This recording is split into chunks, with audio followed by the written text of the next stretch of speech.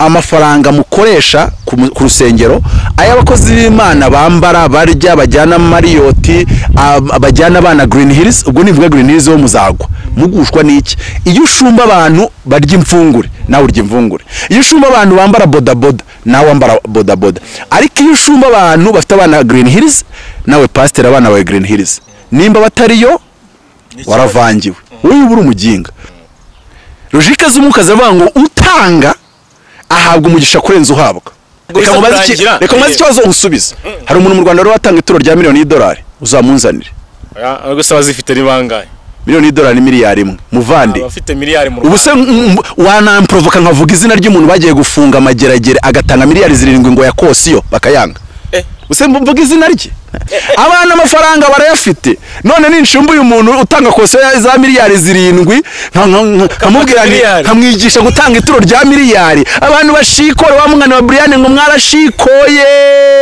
ariko ubundi bite byanyu mufite umuzimu witwa ngo kiko ntawuzi wari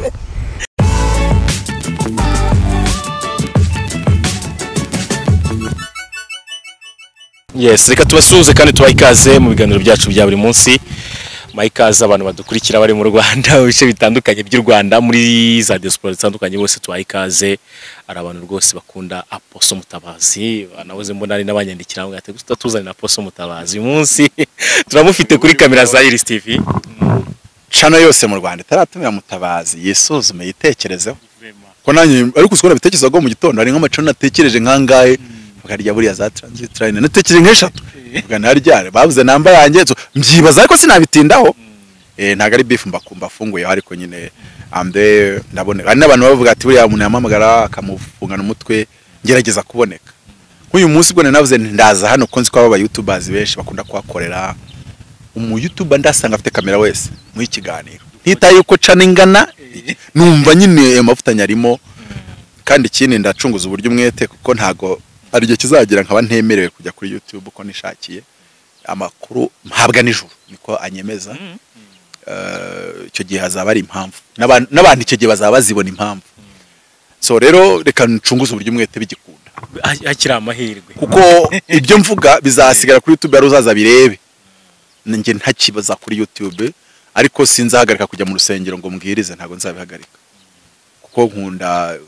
ngewe nizera mu kirere cya gihanuzi nizera amavuta y'intumwa nizera mu birere byo kubohoka no gukira indwara uwo nzaba we wese naho nayobora isi nabawe nibyo mbyizera amen nabawe nibyo mbyizera andi makuru sumeze neza yanda amahoro ndashima Imana good niyo tujye kuganira rero murabizi ko abafite ibitekerezo byinshi bitandukanye ariko nanjye ari ingingo zimwe na zimwe numva yuko uyu munsi ushobora kuza kugarukaho ndetse wenda nasicamo kugira ngo uze nguhe umurongo buryo uze kutuganiriza uyu munsi kwanza hari igitabo bita African Poverty is a Choice nashaka ko nifuza ko uyu munsi uza kutubwiraho kuko ni titre yamfashe yankozeho ndanakwibutsa ko ndi kwandika ikindi ubwo ni cya 42 ndi kwandika iki cyari cya 34 iki cya 42 ndi kwandika ro cyitwa ngo How to Develop Africa Within 40 Years or Less. I have dreamed of a rich Africa that runs to many nations and rightly below. Nge narose Afrika ikize cyane ku buryo iguriza ibindi bihugu ariko itagiye iguza. Ni Nimrod project so ni strategy 5 nanditse nshaka kwandika muri iki gitabo izo strategy 5 ku buryo abayobozi b'ibihugu bya Afrika bicaye bakantega amatwi cyangwa se bakagura iki gitabo bakagisoma cyangwa se mu makonferensi atandukanye arimo ba policy makers Afrika mu myaka 40 yabiri miguriza Urusi iguriza Amerika iri kurundi rwego bagende kuri ibyo bitekerezo kuri high table kandi atari umwanya wo kuza gusaba reka wenda bakopeze link ya ndavuga ngo strategy ya mbere ndavuga ngo ko ngiye kwandika igitabo no kunyitangira ntangira kuri table of content ubiyo nyigize gutya n'amafaranga yacyo ntangira kuyarya ubwo wakirangije aho ngaho tukimereza iki ngiki cyanditse mu byumweru 2 lockdown ya mbere strategy ya mbere navuze ngo link Africa with landlords whose Africa na chemin de fer yose uyifunge neza ku buryo ikintu cyakorewe mu Rwanda kigera muri kigeri Cairo kikagera South Africa kikagera hehe kuri transport ntoya ugereranyije n'icyaje mu mazi turuka China icya kabiri ndavuga ngo deliver manufacturing high skill, tanga ubumenyi bukora production, kuko ikibazo cy'abantu bava ku ishuri bavuga ngo nta kazi mufite, hari n'igihe ushaka kumubaza ngo ni iki kintu ushaka guproducinga ukagishyira ku isoko, akadukora ibintu bimeze nka made in Rwanda bajya badukubita, ariko abantu muyoboye made in Rwanda muri abantu b'abagabo yamara kuyambara sha ukajya mu buku ukagaruka yaturitse sha, kandi igura amafaranga kubye gatatu ivuye mu Bushinwa. None se mu by'ukuri ndahengahengeka gute wankoreye ikintu cya karite? Mu by'ukuri rero ntabwo ari ikibazo se cya skills wenda ziba zidahagije. Afrika twapfuye muri filozofi y'abanyafrika benshi arwaye. Y'abantu bampamagaye maze kwandika igitabo cya African Poverty Choice, bampropose akazi ka miliyoni n'igice mbere ku buryo nshobora kubafasha ibindi ariko ku kazi bitari bukunde. Abantu benshi nabibwiye kuko bakampropoje nategesheje turwasa mva kuri TV1 ndi kugana na Kenisi dutandukana mfite turwasa nzitegesha moto njya kureba umuntu wari ugiye kumpropose, namugezeho nyine nsigaye zero mu mufuka. Abantu benshi baramubwira ngo mwana ngo ntawanga umugati to izo filozofi z'imigati ntago zishobora kubaka igihugu cyubakwa n'abantu bizerera muri dushobora gukora ibintu dufatanyije kandi binini, dushobora gukora ibintu bizaba profite n'ibinyejana bitatu bizadukurikira, generation ebyiri eshatu zizadukurikira. So abo bantu bubaka igihugu nibo bubaka hazaza hacyo. So rero icya gatatu kiravuga ngo only buy made in Africa products. Aha nzasharinga uburyo dushobora komanyiriza produits z'abazungu zikaya zigera ku isoko, yego twazemera zikagera ariko zikagira zihenze. Ntabwo se abantu babizi ko inkweto zacagwa zibora no bagira ngo zaraciwe, ariko ihagera guri mu 125 zirahari. Ariko nyine iyo bayikubise ku musoro neza batayitarukanye umupaka sha biramutse bibaye abanyafrika tutarabona ubwo bushobozi bwo gukora ibintu bifite quality twifuza muri byazanye no gute. Urabona ko strategy za mbere zagaragazaga ngo tugomba kuba dufite skills zo guproducinga, hejuru dufite transport yo kudelivaringa, hasi noneho philosophy. Urumva kuryo nkurikiza igitabo cyanjye, first of all we link Africa infrastructures, 2 skills zikenewe, but 3 the philosophy. Ujo utabana bajya kwiga Harvard ariko yaza ngiye nize muri university nzare ngo nkeneye akazi muri ministeri kandi ngo cadre ngo post yo hejuru irenze. No, don't have yet the philosophy needed. Ushobora kuba ufite skills zagatangaza ariko ntabwo ufite philosophy. Kuko abantu bahinduye isi nk'aba Mao Zedong, abantu bahinduye isi nk'aba abangaba uyu Henry Ford ntabwo yize deja. Uyu Isaac Newton yacikirije amashuri arakwepa, ntago abantu bahinduye isi ari abantu bari bafite degrees zihambaye. Bano ba Steve Jobs birwaga bahaze za Reka bari mu mirima ya za Apple, niyo mpamvu banashyizeho Apple irumyeho. So bakajya ariko bavuga ngo tuzahindura isi. Iyo filozofi rero ituma wowe uryamye muri Apple kunywa Reka n'amashuri baracikirije, bazuka baga Harvard baracikirije, uyu ngu Bill Gates nawe yara droppings out. Ariko nyine usanga buri Amerika ukuntu yobowe, reka nkubwire Amerika buri ikunda kubeshya abantu kifite demokarasi, zabibeshya kabisa abantuza, zabeshya abantu badasoma.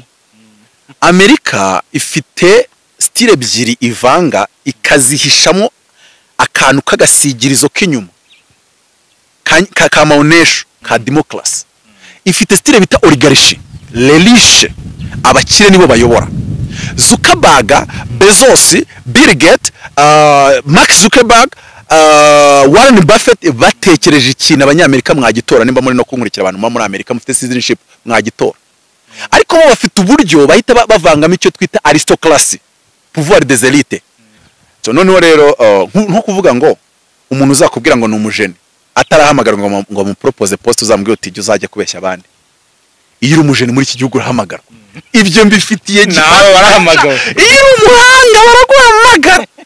Baravuga ati kabisa ati ibi bintu urabizi. Hanyuma wenda ariko ngiye kugira inama umuntu n'ubu ufite ubuhanga uzirinde kuvuga ku bintu by'igihugu negatively. Iyo nama nizere ko nayo muyifashe kandi sindenza ko nakanyuzemo. Iyo uri umuhanga ugomba kuba kuri side yabubaka ntagara abasenya. kuko usenya ari umuswa bashobora no kumutoreraho iminsi amezi imyaka ariko iyo ufite ubuhanga uburi potential opposition ntago hashobora kuzamo imiyaga nizere ko icyo ntacyo gitwaye kukivuga gutyo aribyo nahoze numva ngira ngo nahoze naganira mugenzi wanjye nkumva navuze bitatu icya kane kiravuga ngo stop fighting your brothers hano nzaba propose uburyo nimba ifere niteye u Rwanda batagomba kuraswa n'abanyarwanda kuko nabavandimwe Afrika ikore ingabo zihuriweho special forces zikubita zimeze nka US Navy SEALs ifere nihaguruka baza n'abasouth African abantu mu Uganda bita ngo nabo muri zango nimba ari za guru nababaga babi cyane bitwe n'ingabo zitazi niyo ziturutse zikutsinsu nwango Afrika ikore ku buryo nta murebera ugomba kuba ku butaka bwa Afrika nuna barebera ikindi gihugu kikagucumbikira ibindi bihugu bigitere uzi umuntu wabanza kurwanya ibyo bintu n'umuzungu kuko umuzungu yungukira mu kuba muri Afrika aje agatama barebera ariko iyo Boko Haram yazengereje isi ikura intwara irazikora se ziva mu bazungu amafaranga kinji nibo baziza buriya n'abantu base bakoze genocide bagiye mugunga bakajya noneho bafatana za ntera hamwe batanya kuzitoza imyitozo ya commando s'il vous plaît imyitozo ya commando noneho babonye intwaro zipima toni 100 nuko FPR yabatesheje ubwo se intwaro barazikoze bari mu mugunga hari ababahaye ibigori hari n'abagomba kubahira intwaro barangiza barangiza abazungu bakajya birwa batujajinga turashyira hirahe turabahamagara turashyiraho manda buriye twagende b'abantu bari kuvuga bavuga yewe mutabazi nagira ikibi kinambaho nimuzigere muhamagaza za Human Rights Watch zigende zibanze ziye gukora mapping report yo muri harya ni Afghanistan hariya bagiye gushakira Osama bin Laden ko buri gihugu kigira Osama wacyo natwe wacu twaramufasha byose niki rata komeza umbaza katwikomereza ngira ngo cya gatanu harimo ni cya gatanu aho ngaho with an African Silicon Valley ibi byose rero ni mutabazi bifite mu bwonko bwe agiye gushyira mu bitabo kandi igihe kimwe wenda nizera kandi ndizera nta gushidikanya ko hari igihe kizagira nkajya mboneka gusa mu conference internationale n'abaperezida b'ibihugu n'abandi bantu mbasharinga iby'Imana yampaye ni impano Imana yampaye nkuko umuntu habwa impano y'ubuhanuzi akajya yumva ngo ngo nijwi ndaryumvisha nanjye ngira gutya nkumva ibintu bya Afrika n'ibintu bya development n'ibintu bya gipolitike birimo biratembera mu mijyana no mu migarura nkandika ubundi nkagurisha ntago ari nka za mpano z'abarokore we yavuze ati mituro hari igihe atavuga ati wavuze parcelle ya Nyamata rwose ibyo bintu ntago tubyemera ariko nyine nabishyize mu gitabo ntunyishyure twaguruka magambo yabyicariye ukabyika bitwa kugurisha impano kandi nibinandika urabona rino jambo ntago naryanditsemo imbere ariko sinibuka naryanditse kino gitabo nacyanditse nshingiye ku yerekwa Imana yampaye ndi mu rusengero rwa ADPR Bugunga ibyumba mbaza Imana ngo kuki Afrika ikennye hari ikintu nabonye Imana ushaka kwisa amafaranga atinda kuyaguha ariko iyo usabye igitekerezo yihuta cyane Imana icya kabiri niyo wasenga ugashinga umutwe ugapfuka ntago Imana yaguha amafaranga arutaye umuntu utekereza reka ibyo ntago Imana yabiri korora ubunebwe ntago yayaguha iguha makeya icyo bita amano ikanani urarwana fight reka bose bagiye babigiraho muri buno buzima bararwanye nitwa Jado aho ngeze muri iki gihugu nararwanye kandi acyarwana ntacyo nzaba cyo cyaje gutya kuri plateau se gute izina mutabazi wararikoreye nubanga izina mfite niyo mpamvu n'abantu bagerageza kurikoraho content ariko reba ahantu ufite izina abantu igihugu cyose bamara kwezi barikoraho content binjiza ubu YouTubers narabaremeye tuyateranyije twahita tuyagura mu parcelle y'Inyamata kora content karebwa n'ibihumbi 100 undi agakora content ubundi nimba ushobora kumara ibyumweru 2 ntaca nugiyeho kandi buri munsi akore asoka inkuru zirimo izina ryawe 3 waratwitse muvandi wararyubatse umuntu mwe baryarabavunnye kabisa ati twebwe baratuvuga hagashya ejo bakazinduka kongera bakavuga amadeba akaza ntibiveho meze hari ukuntu ngamaki bw'Imana haje ibintu byivuga ngo amadebe ngira ngo bigiye kuma gahenge kuko buriya hiti kurwaho ninde ndavuga ni hiti giye kuma gasinzira reka amakuru amadebe akoroho birataruka bikomerezanya na parcelle y'inyamata nyamahaye. Hanyuma Mutabazi, bimwe mu bintu byanzinduye mu by'ukuri ari navuga niba igihe mbaza Imana impamvu Afrika ikeneye yarambwiye kuko Imana yise byitekerezo ntago byitinzamo. Ubundi hari igihe nsenga nkabaza Imana ikintu ikaza kukimbwira njyanye mwereko. None icyo gihe isi kimbwira nyira mu rusengero ndanikanga. Numva hano mu gutwi hajemo ijambo rivuga mu cyongereza ngo poor countries are not cursed, they are poor minded. Just ayo magambo arangije bitabyikupa. Nyandika ahantu ubundi ndataye inzara irakomeza irandya amabara yose y'inzara ndayazi. Niyo mpamvu umuntu wishwe n'inzara nta mikino abafite. Nta n'ibintu byo ku umuntu umwe yaraje arambwira ngo ni musengera. Hey icyumvirizo mu mwuka numva ko twamusengera agakira nari mfite office hano yari iri mu Kagarama tuyimura hano impande ya Diplomate Hotel Kacyiru. Hano ndabyibuka nigeze kwa gusanga hano ni Mari ya Diplomate ni Kimihuro. Nabungani ndabona wakira. Ati tusengera mukozi w'Imana. Isi tura ati turo ndarizi. Ntose uri kumva watanga iryangaye. Ati reka nkubwire. Ati nagiye kureba ati Joshua mu Lagos. Nigeria. Ibihumbi 3 byanjye biragenda. Ati mvayo ntakize. Ati ariko nukureka nkubwire. Ati ngiye ku mugoroba ati niyo nakira kanya ku mugoroba nahita nohereza 100. Buriya cyagiye mvuga ngo kunsuzugana ubuturo bw'100 nayo mfite ndikubwira. Nese mubwira ndakurahira Uwiteka nkorera. Ntabonye ibihumbi 3 hawevuyeho n'ibihumbi 5. Utsimo ni 3 by'amadolari. Wajyanye Lagos sininka bibona ndakurahira Uwiteka nkorera. Nishaka inyice ntago ndagusengera. Namwana reka ibyo bintu tubyubahanemo uko wajyanye Lagos. Ubu dufite abantu mu Rwanda umuhuje n'umukozi w'Imana muri Nigeria yatanga ituro rya miliyoni. Umuhuje n'uwi Kigali wa wundi wa Range Rover yatanga igihumbi 300. Ariko umuhuje na wa wundi utega moto ya muyumbi 20. Ibyo nubwese korowana. Ibyo nukubeshyana. Icyo wari ukeneye no gukira wakize. Therefore kuko urumva umuntu kuguhijana suko yarayabuze kuko aramutse agiye Lagos bamubwiye ko Lagos yakira yajya. Ahubwo ikibazo afite ni gutari buhe umunyarwanda mugenzi we ibihumbi 3 by'idolari. Mu by'ukuri ni byo bijyana ni philosophy nagwe ko Afrika ikibazo ifite ni philosophy. Ni philosophy yo gutumiza abaho mare bakabahamiza miliyari na za miliyoni. Kwanza umare kuva izina rye ntanarize. Uziko buriya yaje mu Rwanda ntazi izina rye. Umuntu ntazi izina rye ntaba yaratwitse yibe na David wenda ndarize. Ariko wese aba yaririmbye biki. Ahaye. Hariya no sinze reba ko David no yandika ugaha melody 500. Wenda muri Kenya muri Nigeria yaratwitse. Bajya batumira bigeze gutumira Sinacano mu Rwanda. Icyambere ano weye mu mico cyongereza ntago bamwe bakiza. Kandi ubwo batumiye Mbonyi gutanga igihumbi cy'idolari babanje barafinina. Kubera iki? Sinacu muhama 20. Tebo bose babireba we rero buriya mu cyaro. Niyo wabateranya basi nacu gateranya bona bambonye gataraho nandi ukajya mu cyaro. Yawe we nawe bose babireba abari mu mavuta yo hejuru. Kukabayiyo hasi. Ariko ikibazo Teo ndabyibuka batangiye kumuvuga abaca truwasa s'il vous plaît 300. Ibihumbi 300. Nose umuntu aguca 300 yazigera yubaka inzu nk'izo ba King James bubaka. Iki nabonye mu Rwanda gisekeje. Bruce kuba yagura brass basi nta kibazo babifiteho. So nubango ni kubyumva nabi no kubyigishwa nabi ko abantu babiri mu Rwanda batakoze inshingano zabo neza na abantu bafite umuhamagaro w'intumwa apostles biswa amatitle gusa ariko responsibility inshingano intumwa igomba gukora. Ariko apostle ntibakora neza nabigisha teachers. Hari abantu batatu bakoze akazi kabo neza aba pastors, hari abantu bakoze akazi kabo neza preachers, ababwiriza n'abakoze akazi kabo neza n'abahanuzi. Nubwo bakoze akazi kabo neza barahanura ariko nta turo bahawe.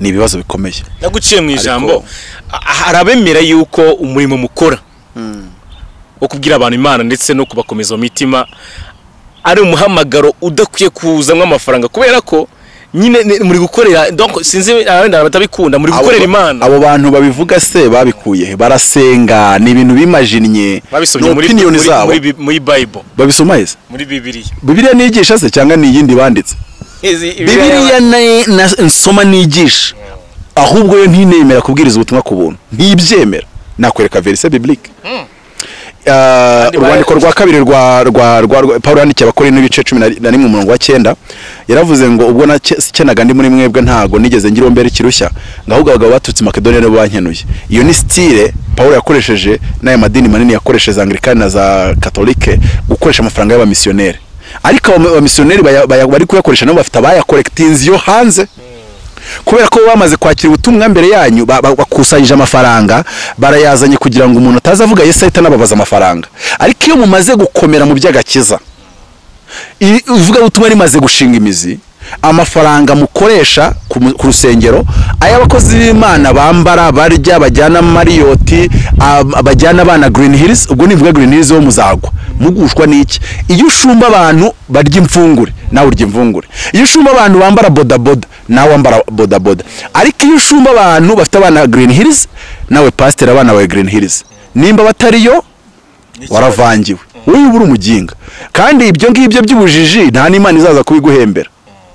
Icyambere iyo baguhaye iryo turo rishobora gutuma umwana wawe umushyira Green Hills abandi bakabyitanga ati umwana wawe Bordero nzajya nzizana.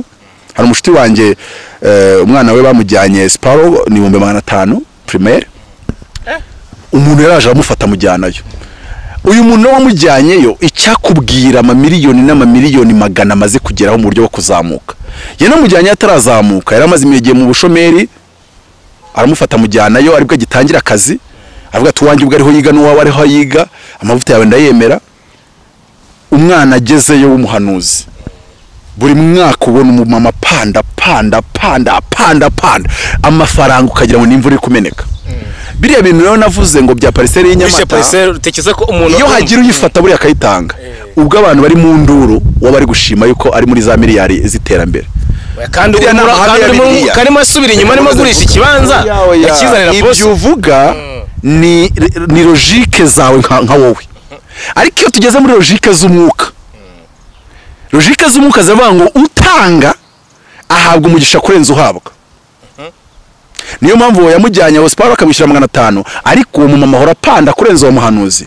Icya kabiri hari ijambo riri mu migani rivuga ngo njyewe nzo umuntu utanga kwiragiza ngo ariko akarushaho kunguka, ngo ariko nzi n'undi muntu wimana birenze urugero ngo icyo byamubyariye ni ubukene gusa. None suppose ko nzi ko mutanga ayo masomo ajyanye n'uwo mugisha abantu baba bakeneye gukorera kugira ngo batere imbere. Ntabwo ayo masomo yatanzwe. None se ibyo navuze n'ibyo abantu basubije byagaragajwe nimba ayo masomo yaratanzwe cyangwa ataratanzwe.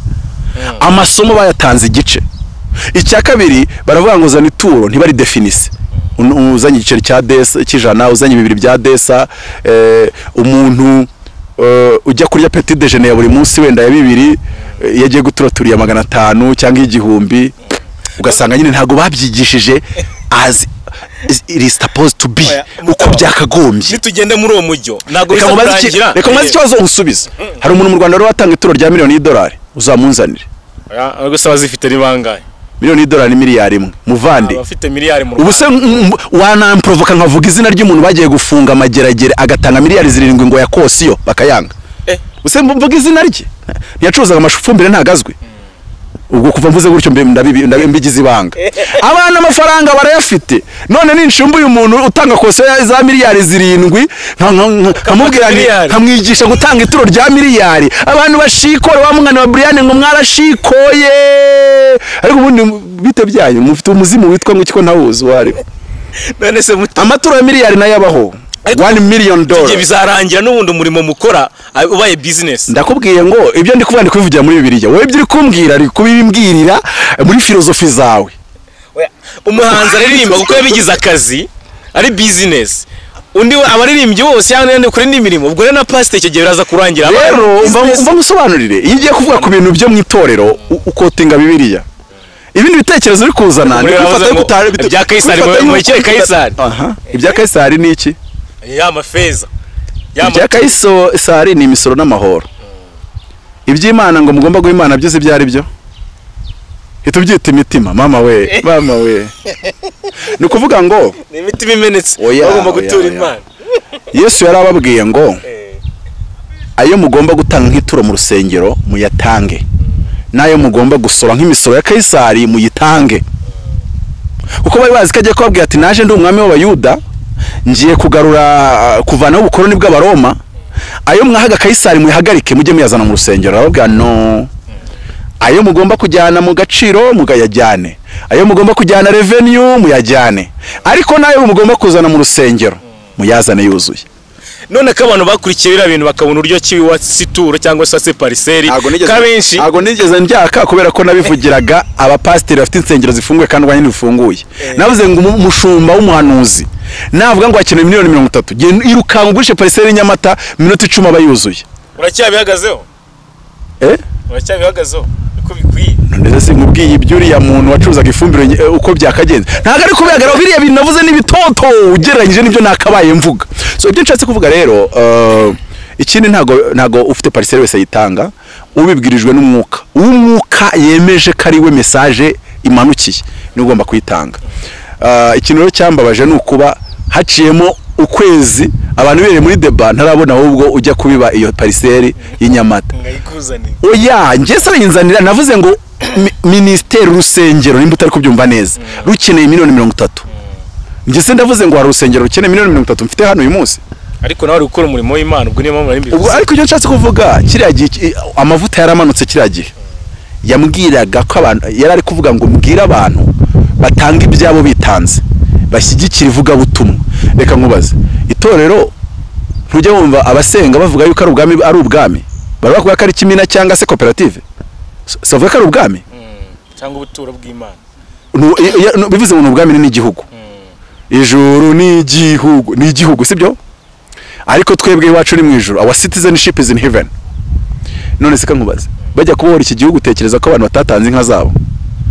None se niba ubwiye umuntu ngo natange pariseri kubw'ubwami ubwami bwose burakorerwa ubwami bwose buratwaranirwa intwarane zibugishamo imbaraga. Nimba dushaka kunyaga satani abo yagize imbata turakeneye gukora conference dukeneye kuhamagara abasinashi twa 30 dukeneye none anarajiba aho yaziye yitera migaye tukubwira ngo ikimwe cya kabiri cya gitari ngo amakaro ngo no muri toilette amakaro ngo sound proof ari yose n'amafaranga. None se abantu batazanye pariseri z'Inyamata yavaye uko utekereza yavaye. Oya ari n'igihe umuntu akora argument nkamurebasha argument zanya zirananiwe. Nimba mwemera ko RGB idusaba requirement idusaba ni mwemere ko nizo pariseri za Nyamata zigomba kugurishwa kubemeranya n'umutima wabo kandi bazi ibyo bari gukora n'umugisha ubizana. Noneho nimba ibyo byose bibiri mwemera ko tugomba kukuza requirement ariko tutatanze ibyacu ni muvuga ngo abapasteri ntitubakeneye bagende tubabure. Icyo gihe natwe tuzamenya ngo abo musigaranye bafite insengero n'ibindi bintu bya economy n'ibindi kanseri nizibatera nimwe muzabasengera. Ibyo bintu uwo muntu yanzaniye kuri office ngo nimba isengero yarabijyanye regosi kuri synagogue of all nation ntibikire ubwo ni namwe nibyo nimwe muzabisengera. Mu byukuri nitube abantu batari indyarya. Bwira pastor uti singa ushaka singa ukeneye n'amavuta yawe ntacyo amariye umureke. Ariko nimba uhora umwicara imbere ibije byose ukamuhamagara pastor yabaye pastor ni ukuvuga ngo nkuko ushaka ko agufasha. Bari abantu umuntu bafite ari amavuta tuvuga babasenga full time nta kindi kintu yakora kugira ngo ugire amavuta asenga sida igakira se kanseri igakira cyangwa se werekwe ibibazo by'umuntu unerekwe uko byakemuka. Biba bigusaba kuba usenga nta kindi kintu ukora. Uko rero basenga full time bagomba no kurya kuri konti yawe full time. Abana be bakiga no kuri konti yawe full time kandi ntacyo nawe uhomba kubera yuko ndiryo ryaje muri yavuze ngo ngenzi umuntu utanga kwiragiza ariko akarushaho kunguka ngo nundi w'Imana birenze urugero ariko ngo icyo byamuzane n'ubukene gusa. Mu byukuri rero nimba abantu bizera byukuri kandi bakizera muri Bibiliya wari kubona bari abantu bahagurutse muri biriya bintu bya pariseri Nyamata uretse ko byazanywe na opposition niyo yampagurukanye buriya niyo yazamuye kiriya kintu yagisanze ku mavuta kimaze ibyumweru 2 kimaze kurebwa n'abandi 30. Nanditse baruwa baba tefa ku itariki 15 ku itariki 17 nibo babitangije bakata turiya tuntu badukira kuri Facebook zabo. Facebook basanzwe bashyiraho video zituka Perezida Kagame basanzwe bashyiraho video za Kagame bagashyiraho amagambo azininura. Rero uburyo baje gushyiramo n'izituro bikugaragariza ko atake zari zije ni politique. Atake politique Imana imaze iminsi mbwiye ko zigiye kuza ariko ntago nari nzi ko zaza mu isho y'amaturo.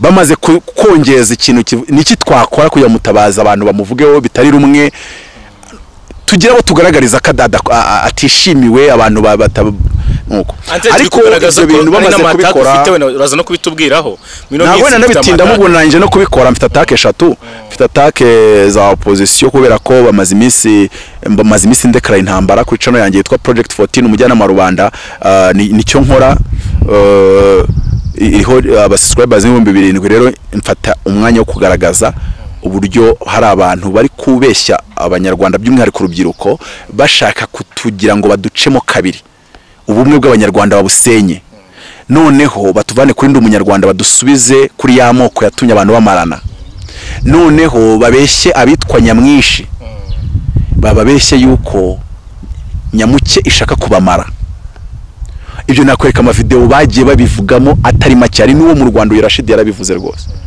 video y'iminota 5 ari gushyigikira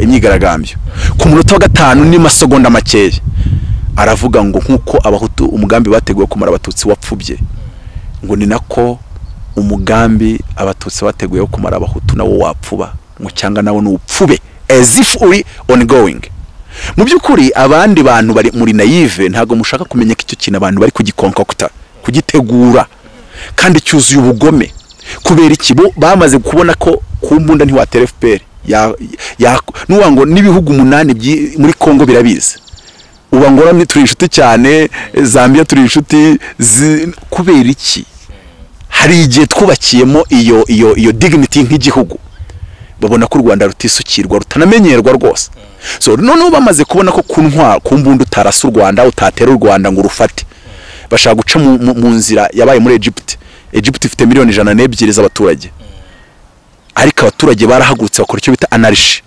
désobéissance civile barwanya igisirikare n'ubutegetsi babukuraho rero baravuga bati iki mu ma video yabo Padri Nahimana ibyo yabivuze noir sur blanc video narayikurikiye avuga ngo ari kwigisha abantu ngo uburyo ngo butatu cyangwa bune ngo bwo gukuraho ubutegetsi aravuga ngo asa n'uwitsiritsa cyane n'utinda cyane ngo ku ntwaro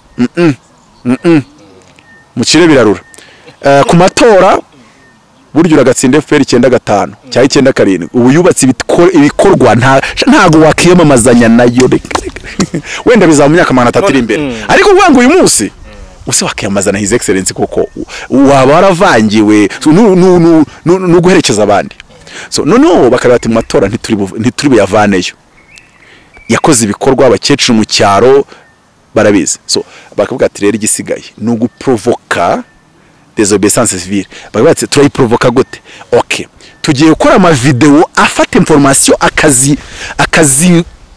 akazi twistinga akazishyiramo ikinyoma noneho tubeshya abantu ko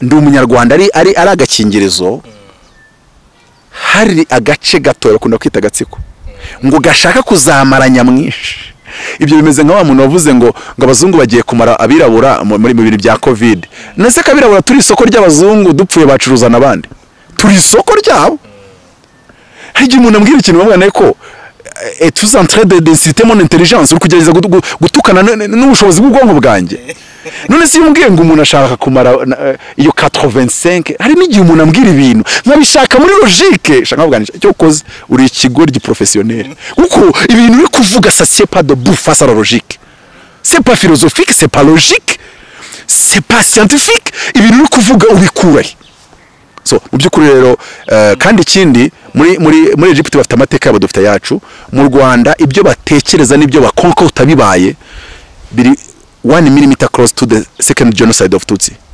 kuko tubikoze twakurwana icyo gisirikare yego batubeshye rwose twumva ibyo babeshya n'ukuri kandi abantu bakeka ko bira bintu bitafata nababwira kuya gusoma igitekerezo cya Hitler mu gitabo bita My Kampf Mon Combat yaravuze ngo make the lie big make it simple keep saying it and eventually they believe it ngiki nyuma ukibeshye nk'uri kuvuga ibintu byoroheje ariko ukigire kinini cyane nyine uvuga ko abantu benda kubamara umuntu atekereza kumara abantu bagize ubwoko bwitwaga majorite yari kujyana indege muri Kongo akabasanga imugunga na Kibumba neza ntagire numwe acyura afera kayirangiriza hari none umuntu aragiye acyuye siko njye nagiye Kibumba buriya narwaye gukorera twapfushaga 2,000 ku munsi nayo ndyamye ku buriri bumwe na musaza wa mama witwaga Yohana warurangije Butare ataranaryaho n'umushara n'umwe korerera munangura umuti nsigara nk'uwa ngenyine noneho rero ibi bintu byose birimo bigenda abandi bibereye muri YouTube kugatwika abandi bibereye mu matura abandi bibereye mu nsengero bari muri meniyanse zevekire ride time turajya mu ijuru ariko mbere yuko mujya mu ijuru hari umuntu uri mucamo abanyarwanda kabirushaho kugira ngo hongere habeho ibintu abanyarwanda tifuza kongera kubona so mu byukuri bo icyo barwaye n'ubutegetsi kuba babugeramo biciye muri désobéissance civile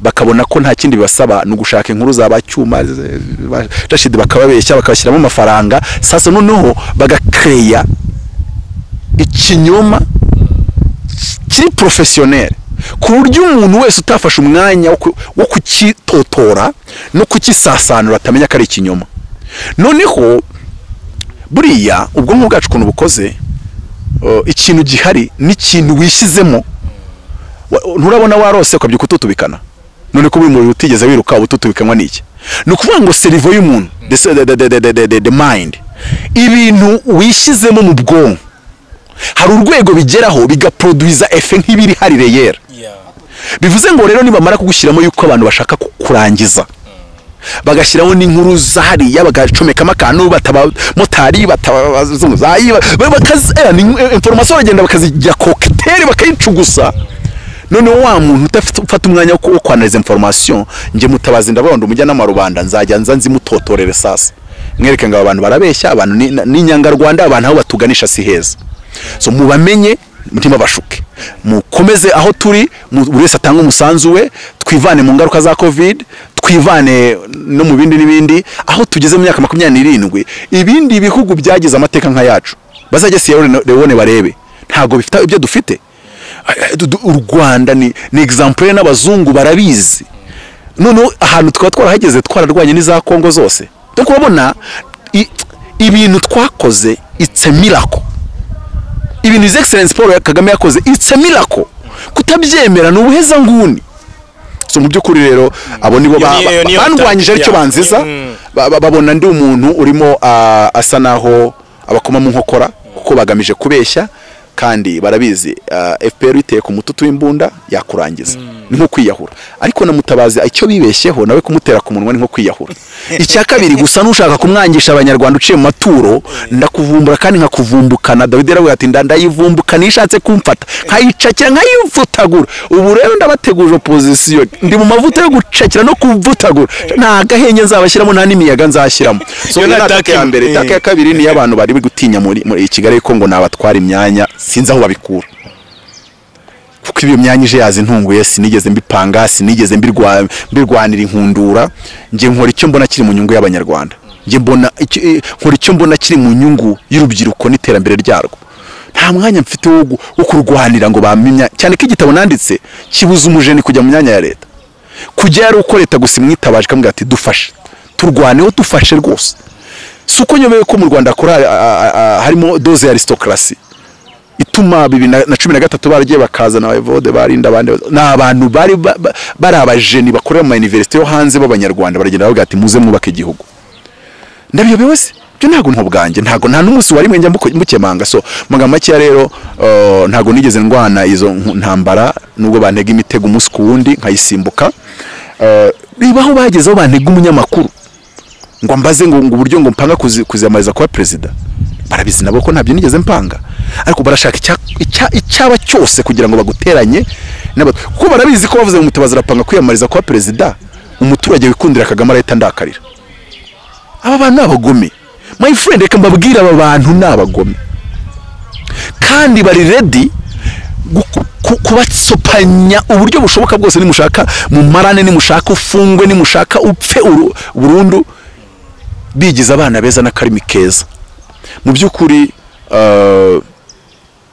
sinzi ibintu reka mbihinira aho ngaho ariko opposition yo inyitege rwose kandi nanyitegure niba n'ibindi bitero isigaje yo nabyibizane abi Kigali bo nta nzabubaha kuko turi mu gihugu kimwe imyanya rigabayiha n'abantu ariko abantu bagiye kandi ikindi utanga umwanya awuha umuntu abona yawushobora nimba rero abonye yawushobora kanaka cyangwa uri yashobora mu by'ukuri nge ibyo bintu byo kurwanya mutabazi mbibona nko kutizera batanga imyanya urabona abantu batanga imyanya bawumuha babona atawumerita nimba se babona umerita kumutega iyo mitego ushaka gusobanura icyo ushaka kugaragaza ese uramutse ari nk'urwanya kibushingiye uramutse ari nk'usaba umwanya ubundi aka kanya wasaba umwanya wo guhagarara mu yepfo barakora byose ko batize biriya neza sorry gatoya uramutse ari nk'usaba umwanya ubundi mu nzego za leta ubundi aka kanya we nka mutabazi ku bushobozi ufite ku bitekerezo byiza ufite wumva ijambo wakoresha ubwaryo ririmo ikosa sinasaba umwanya nta mujeni usaba umwanya ndaho uramutse ari nk'uriyo ngombwa ko hawe umwanya umva position wahagarara bakwinginze ngo baguhe umwanya nawe byo gusaba umwanya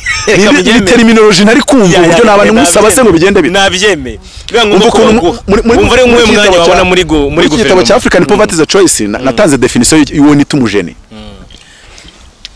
ndavuga ngo genius is someone who can make more money than a corrupted politician of his country.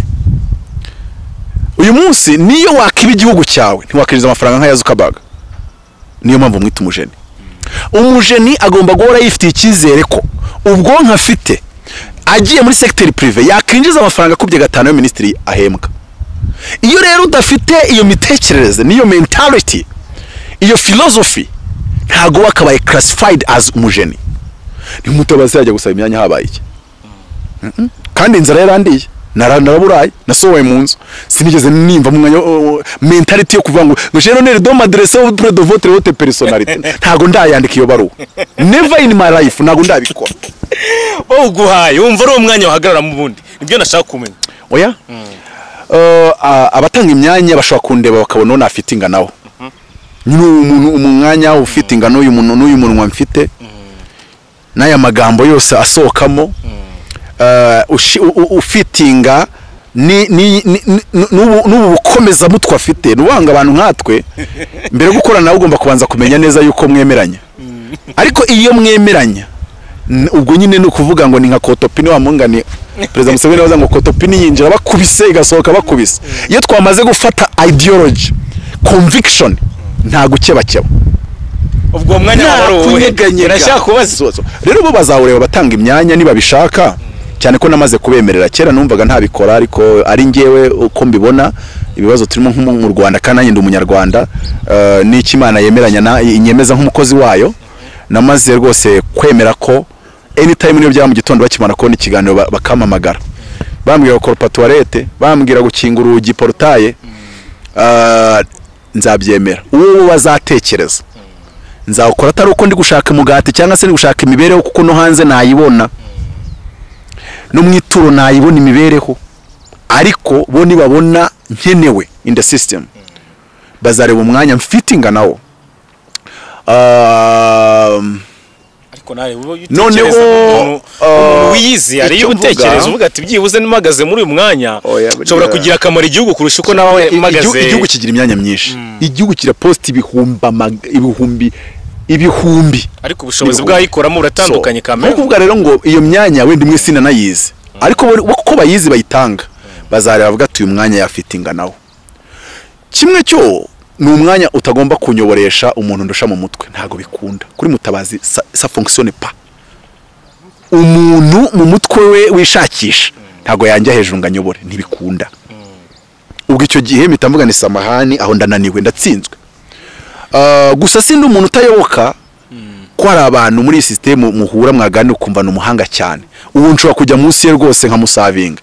Ikindi sindi wa muntu ureba ngo bahemba ngahe nishwe n'inzarirani girantukuza n'amakenge mbona ari menshi nuvuga ngo ntago ndi uwo muntu rero utwarwa n'amafaranga umutivwa n'amafaranga. Hari n'ubu nigeze kubona nimba yari mu kazi ko kuntata cyakuneka nimba yari yaje kundokrita ngo mbe opposition pora rikuza ngo nashyiramo amafaranga menshi ngo tugakorana ngo kanenga yeno nenga ibyo nenga iwanyu namungana ibyo nabyita ubugambanyi.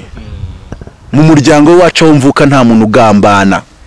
Iyo umuntu mutemeranye mureba mu maso kamubwira uti sinemeranya nawe sinzana kujya inyuma si turi kumwe, ariko iyo umuntu nanone wamubwiye uti ndi kumwe nawe agarara ku ijambo icyakabira akaba atigeze we ubwe guhemukira nawe wihemuka wigira indime ebyiri.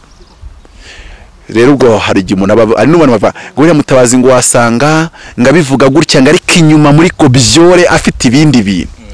Yego ko iki gihugu mureba abantu bamutanasobanukiwe gifite ubushobozi bwo kumenya ibyo Mutabazi avuga n'ibyo atekereza n'ibyo arota n'ibiri mu mashuka byose n'inda ziriwemo zose bakazimenya. Icyo mvugira kuri iyi mikoro gutya n'icyo mvuga ndi mwishuka n'icyo mvuga ndi inyuma y'urugo iwanjye ni copy conforme. Ni uvangu ni ibintu bidahinduka kandi ni ikintu cya mbere kinezeza no kuba nteye gutyo, kuba ntagira imitima ibiri, kuba ntagira indimi ebyiri, kuba ntagambana. Nimba ari abantu bapima igipimo bita kuba royale, kuba royal ejo Mutabazi igipimo yagituritse. Nuwango nimba namaze kwemerera ngo kandi nanone kuya ngo mbyemere mbanza kureba nawe ubushobozi bwawe n'ubuhanga bwawe. Cyane cyane hari statement nigeze kwandika navuga ngo kubijyanye n'ubuyobozi bw'igihugu ntago ndeba nimba ufata imyanzuro ari umwana mwiza ntacyo bimariye. Ntabwo ncakorera nimba kijwe cyadakijwe ntacyo bimariye. Icyo ndeba nuko akora umubare we neza, umubare twese dufitemo inyungu. Hari uzi umuntu ukora umubare akajya kubaka umudugudu uhagaze miliyari 7 abubakira abantu bo mu Kinigi. Abantu muri Tanzania barebye uriya mu mudugudu baravuga ati se bano bantu n'abana ba famille royale baba muri uyu mudugudu batuye n'abaturage batazi no kwatsitara. Baravuga ati Rwanda mugeze kure we, abo n'abantu bafite icyambu cya Dar es Salaam. Ariko iyo ari gende so rero ubwo naricaye nanaliza ubuyobozi bwa FPR na Kagame ndavuga ngo aba bantu nabasavinga cyangwa se bami inshingano kubakorera cyangwa se gukorera munsi ya systeme wubatse ntako bisa cyangwa se ntaki. Ariko ntago ari buri wese ngo yaza ngo nimukorere oya, kubera kubanza kureba umugabo ugiye gukurikira kuko iyo wisunze umugabo mbwa mukubitirwa hamwe cyangwa se ukari n'umugabo His Excellency yigeze gukora muri kote His Excellency afite kuri brain cote harimo kote ivuga ngo some folks bitari imagine ukuntu yabivuze ameze nka gutya, some folks fear the politics of idea. Ngo haya mu Rwanda dufite abatipe batinya politike y'ibitekerezo bakajya kwisha mu bwoko ngo nguzanavuye ngo mu nkambi y'intuza kabanyamatiko. Hano harakora ufite a mind one, hano harakora ufite idea ibintu by'ukuza rutuntu tundi tuntu azifu u Rwanda rugufite mideni ruzakwishyura imyaka 100. No zana ibitekerezo bigaragaze nta kindi. Ikindi akora umuntu tubona rero yaratambanira igihugu. Niyo mpamvu ngewe igihe abatanga iyo myanya batarizera ko Mutabazi ndi a 100% inyuma yabo rwose bakomeze batohoze kuko muri Rwanda ntago twafata risk yo guha inshingano umuntu ejo uzabyubika uzagira gute na gute. So mu byukuri rero wambaje ngo nshobokanye n'ibiki bo bazabirebe ibyo bazampa ibyo ntazi nzabyiga ndi umuntu wiga vuba mfata vuba. Ariko ikintu kitayibanga nuko ndi inshuti y'urubyiruko, ndi inshuti y'urubyiruko. So rero ibintu byose bifitanye isano n'ikintu cyitwa urubyiruko n'iterambere ry'urubyiruko. Aho naza nkakora ndi umuvolontaire nka babandi baba volontaire muri youth volunteers. Aho nahita mba youth volunteers nkambara ijire. Ahubwo ngiye bitumye ngira n'amatsiko kumenya ubundi level of education ya Mutabazi niba ntagusubije inyuma cyane. We nta kibazo. Mutabazi yize travaux publics construction ya kuri Tom bashyize chic na mike nako na hari mike niho yigaga kandi yagiraga amanota ya mbere iyo bishatse kuko nyine nabagwambiye mu gihe mbishatse ko sinajya mfata note nigiraga ku kibaho nashaka kuba mbere nkatiriza abandi nka wa mbere. Ndahava njya kiste nabwo ho noneho hari igihe nashidukaga naraje mu ishuri nje gukora ikizami gusa ariko ntibyambujije nabwo kugira ya mbere. Somaga make rero nyuma nagiye muri licence ya theology, nyuma njya muri masters ya theology. Ariko abantu batajya ngo theology twigamo iby'idini gusa kuko nk'ibintu bya psychology tubyiga mu isomo ryitwa Christian counseling. None si byo mvuga byose wumva mbivuga byose hari theology nashyizemo verset biblique yo tugeze ku by'igihugu nzishyira ku ruhande cyase nkazishyiramo zinyegeje mu buryo runaka. Mu byukuri rero ikindi ahubwo ndi umuntu wasomye cyane ubazi bitabo nasomye The Prince bya Niccolo Machiavelli, My Kampf bya Hitler, ibitabo bya Karl Marx, ibitabo by'abakapitaliste. Ibi nubwo ndasoma The Art of War ndagisoma kikarangira ngitangira icyitwa The 48 Laws of Power ndagirangiza nkongera ngitangira. so niyo mpamvu mubwira nk'umuntu nk'iyo nyatatse ku munwa utarasoma 48 laws of power utarasoma the art of war nagucana y'intambara neza ukibura aratake none nta n'umunsi n'umwe ndataka mu Rwanda kuri microphone nagambiriye kwataka nakora nkuko pra y'urugamba nakwataka n'abana buzukuru bakazakuzira bakazavuka bakwanga uko bigeze ku kintu cyo kwangisha umuntu abandi nshaka ko nifitemo PhD na professor ubwire umuntu nyatakira aya iyo mana ntago njye pfa kuyikora ngo nyikoresha ndashaka kuzayikoresha kuri opposition gusa nakwatatse ntago ariko gufite indi attack utarambwira watuyibwira 40 oya naba Kristo bene data bona bavuze nyine ku by'amatoroko bigishijwe nabi mu kitabo bita 48 laws of power hari law ivuga ngo destroy the enemy completely nujya kwata ku mwanzi uzamwangize burundu hari gereti kwataka n'umwuzukuru iyo ushatse kwigira ngo urarwanya igihugu kwataka n'umwuzukuru wakazavukana ibisigisigi byuko wahemukiye igihugu kwataka no mubukajya no mu mizi no mu misokoro uburyo mu buzima bwawe uzajya ubicamo umugani ukabwira abantu ngo ntuzongere kurwanya igihugu mu buzima bwawe ukazajya nawe ubicamo umugani so mu by'ukuri rero mutabazi ubundi nitwara nk'igihugu nitekereza as a nation Imana yabwiye Abraham ngo I will make you a great nation Mwango iyo nyatatse ndabanza akoreka ariko muzehe yavuze ngo ndakoreka ukipfusha kumpetu musumwe nabuzukuru bawe niyo mpamvu nagira inama umupasteri kuba yanyataka kuko nshaka kwataka n'abakristo biwaye bagahita bakuvaho bagahita bagati uyu muntu nanti Kristo nazonye no kutubwiriza kandi ngakwatakira muri Bibiliya nkabagaragariza uburyo ibintu babwiriza nibakomeza kubijya inyuma ariko sinabikora njye wenda nkunda abantu I love people ukunda ukuri I love people so mu by'ukuri rero ntago ndakora hatake nabaho ku munwa donc capacity yanjye kwataka nkoresheje umudomo barakwataka ukirwano baranyataka gusa niyo nkabije nkora self defense ariko nta na rimwe ndicara ngo mvuzige ngo natatse umuntu natatse itorero cyangwa idini cyangwa se natatse mu buryo bwa politike cyangwa se intuzi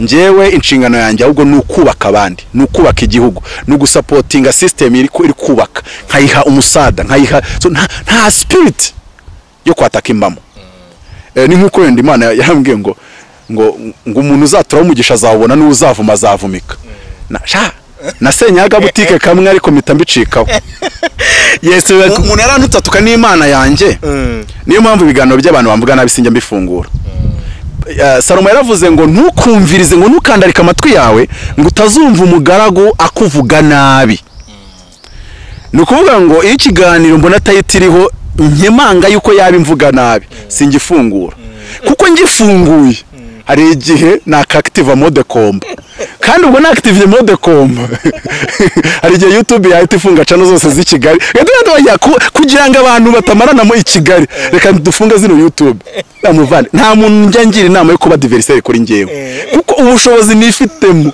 bwo kukwangisha abantu cyaburi ku rwego ruri ku rwego hejuru uziko nakwangiye nshobora kukwataka na satani yajya kureba ntago akarimo mu kuzimu kwanjye so mu magambo make rero Imana zo zikatwitakana ushobora kugira ibyo tutemeranya ariko si igitekerezo cyiza kumva ko twabaho duhanganye ampulisi uri kubikorera ku munwa reka nakubwiye ngo hari ibintu bibiri mu Rwanda biri karifiye nko kwiyahura kwataka FPR ku mututu w'imbunda no kwataka mutabazi ku munwa ni ibintu bita kwicukurira ukitaba rwose nta muntu nabigiramo inama reka mubwire ibyo ku mututu wawe bazazangora na za Zimbabwe na za gira mu Rwanda nta muntu wemera ko afite umunwa ushaka kukwataka noneho ndi general na Rwanda uri general ku munwa ndi general ntago gishoboka kandi njye ariko abantu njya ninya muri ntago ndamaximiza the climax of my potential kuvuga ntago ndayigeza nanjye iyo mvuze nditinya nanjye iyo mvuze ubwanjye nditinya nanjye ubwanjye mfunguye umunwa nditinya hamwe ni wa mugabo sinzi uko byame uri umugabo mva naenda gutinya singiye kukubeshya nakajyariya kazazazo ntago bikunda uzi ko nk'ubu twicara ushobora warere mu gitondo uvuga ngiye mfite ubushobozi bwo kuvuga amasaha 8 ntacecetse kandi nta n'umuntu ndambiwe kandi mfite nabikoze mu rukire birakunda abantu baricara bangana kujya kuri toilette bakajya bifata ati nsose byancika so niyo mpamvu nta muntu agira inama yo kwigira adversaire kuri njyewe. Mutabareka mushimire cyane umwanya waduhaye, ariko nanone unsigayemo devoir Imana nimfasha bigakunda tuzishaka tuganire kuri kino gitabo neza kuko njyewe cyanyinspiye cyane ndetse ubutaha umu YouTube wese wampaye ya karibira ndaza nkavuga kubera ko namwe yo mucuje views ntago mumpaho ariko rwose ndahari ikibazo abanyarwanda munwanga kubwizanya ukuri mwigira ni cyarya wapi njya kuri mikoro yawe magitano ushyira njya kuri pompo bambabwira ni mumenemo mbona ko ngira ibyo twabaye abanyakuru ariko ubundi we tukaba ubundi mutabazi ni mutaripfa nago naguhereza cyoze ikintu mereza ni igihugu cyonyine ariko individual nakwataka nabuzuko ndagushimiye cyane kuvuga ibyo bubaka nkunda ni kiye kintu igitekerezo nazana ni kiye gitabo nakandika kigatuma abantu batera imbere. Hari igitabo ndi gutanga by the way kansoreza ahangaha cyitwa Rich in 6 months mu bitabo 42 nanditse. Iki gitabo cyitwa Rich in 6 months nacyanditse maze kugana n'umuntu wa Kimisagara ibyo mubwiye mu mezi 3 bituma aba millionaire. Noneho ndavuga ni reka mbyandike mu gitabo ngitangira ubuntu gifite page 40 nkigwa kuri WhatsApp soft copy. Nimero ngiye kubaha mu nyandikire nushaka ubunyanga wandika uti icyo gitabo ndagikeneye kugira ngo wenda utahatinda twavugana byinshi nkerekwa yuko unyanga nkakwatakira dara muri inbox ho nagushyingura byumva hari nk'umuntu uza muri inbox ariko biriya bintu ngo mamuvuga ngo amafaranga ngo ariko uraza n'utuntu twujije bwawe ukanatuzana muri inbox yanjye ahangaho nago byakoro cyazanye ujye kumenyera amavuta ya bene wanyu we wundi niyo mitamubwira ryaje ujye kumenyera amavuta ya bene wanyu ririya jambo abantu bararikrititse ririya jambo abantu bararikrititse ariko icyo risobanura ni kuvuga ngo nge mfite ibyo nizera n'imyizerere mbamo.